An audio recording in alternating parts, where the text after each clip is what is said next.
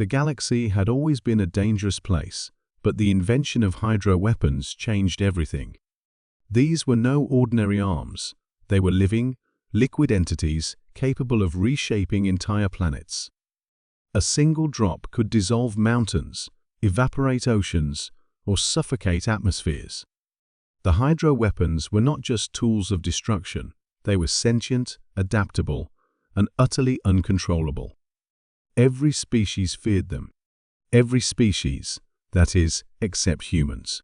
When the hydro weapons first appeared, the Galactic Council issued an immediate ban.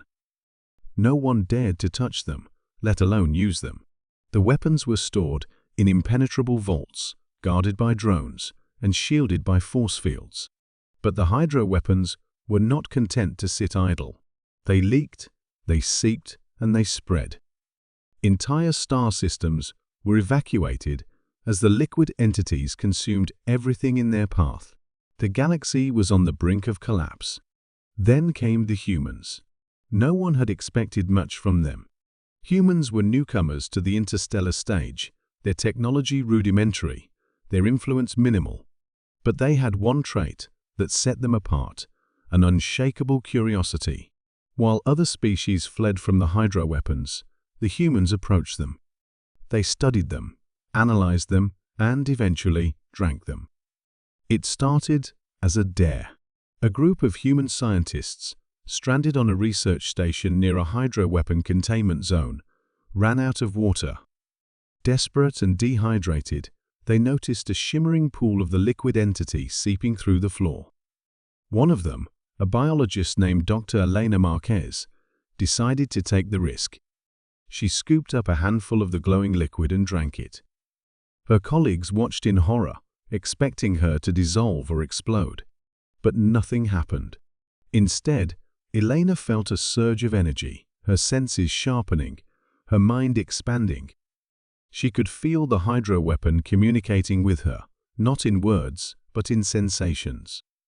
It was alive, and it was curious. Word of Elena's survival spread quickly.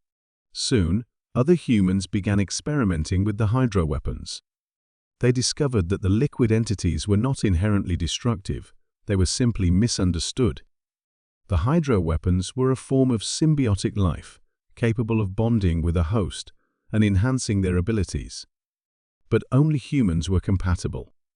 Only humans could control them. The Galactic Council was baffled. They had spent decades trying to destroy the hydro weapons. And here were these primitive humans, not only surviving contact with them, but thriving. The humans, for their part, saw an opportunity. They began training Hydro Warriors soldiers who could bond with the liquid entities and wield their power. These warriors became the galaxy's last line of defense against the uncontrolled hydro weapons. One such warrior was Captain Jackson Reed. A former Marine, Jackson had been one of the first volunteers for the Hydro Warrior program. His bond with his hydro weapon, which he called Neptune, was stronger than any other. Together, they had saved countless lives, stopping rogue hydro weapons from consuming entire planets. But Jackson knew the risks. The hydro weapons were not just tools, they were partners. They had their own desires, their own instincts. And sometimes, those instincts clashed with their hosts. Jackson had seen fellow warriors lose control, their bodies consumed by the liquid entities.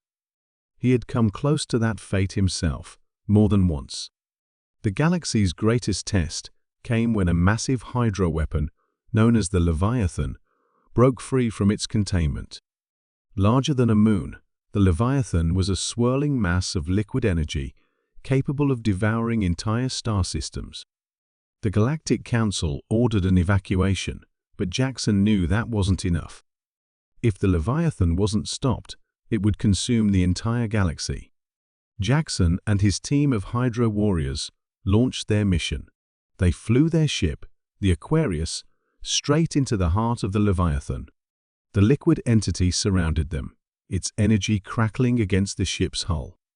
Jackson could feel Neptune reacting, its presence in his mind growing stronger. The hydro weapon was excited, eager to confront the Leviathan. As the Aquarius penetrated deeper, Jackson and his team activated their suits, allowing the hydro weapons to envelop them. Jackson felt Neptune merge with his body, his senses expanding as he became one with the liquid entity. He could feel the Leviathan's thoughts, its hunger, its rage. But he could also feel its fear. The Leviathan was not a mindless destroyer. It was a being of immense power, but also immense loneliness. It had been created as a weapon, forced into a role it never chose. Jackson realized that the Leviathan didn't want to destroy the galaxy, it wanted to be understood. Using Neptune's power, Jackson reached out to the Leviathan, not to fight it, but to communicate. He shared his own memories, his own emotions, showing the Leviathan that it was not alone. Slowly, the Leviathan's rage subsided. Its swirling mass of liquid energy began to calm, its movements becoming less chaotic. The other Hydro warriors followed Jackson's lead, using their bonds with their Hydro weapons to connect with the Leviathan. Together, they formed a network of understanding, a bridge between the Leviathan and the rest of the galaxy. The Leviathan, for the first time, felt a sense of belonging. The mission was a success. The Leviathan was no longer a threat, and the galaxy was safe. But for Jackson, the victory was bittersweet. He knew that the Hydro weapons were not just tools or weapons, they were living beings, with their own hopes and fears. And he knew that humanity's relationship with them was only just beginning. As the Aquarius returned to Earth, Jackson looked out at the stars, Neptune's presence warm in his mind. He knew that the galaxy would never be the same. And he knew that, thanks to humanity, it was a better place.